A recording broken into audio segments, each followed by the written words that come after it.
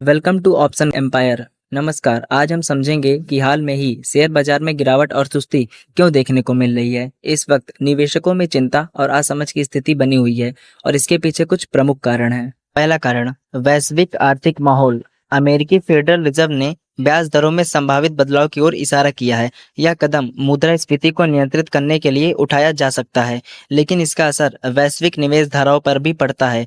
जब ब्याज दरें बढ़ती हैं तो निवेशक आमतौर पर जोखिम संपत्तियों से दूरी बना लेते हैं।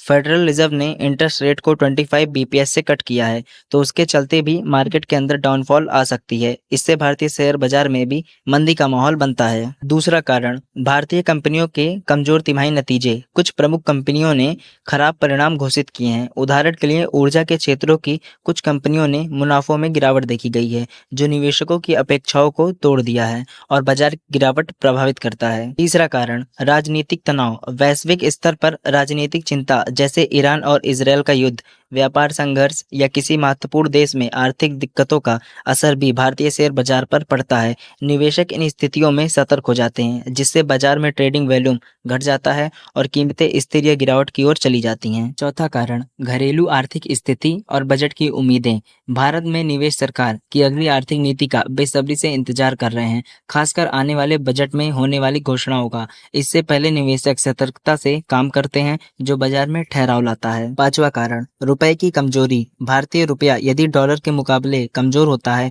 तो इसका असर भी शेयर बाजार पर पड़ता है। जब रुपया गिरता है तो विदेशी निवेशकों का नुकसान होता है, क्योंकि उनकी निवेशित पूंजी का मूल्य घट जाता है। इससे वे भारतीय बाजार से पैसा निकालना शुरू कर सकते हैं, जिससे बाजार में और गिरावट आ सकती है।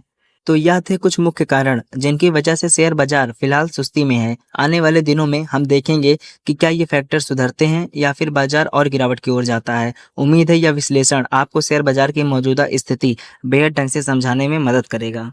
हमारे इस चैनल पर शेयर मार्केट की सारी लेटेस्ट न्यूज आपको मिलती रहेगी। तो अगर आपने हमारे चैनल को अभी तक सब्सक्राइब नहीं किया है तो सब्सक्राइब करके बेल नोटिफिकेशन को ऑन कर लें, जिससे हमारी कोई भी वीडियो सबसे पहले आप तक पहुंचे।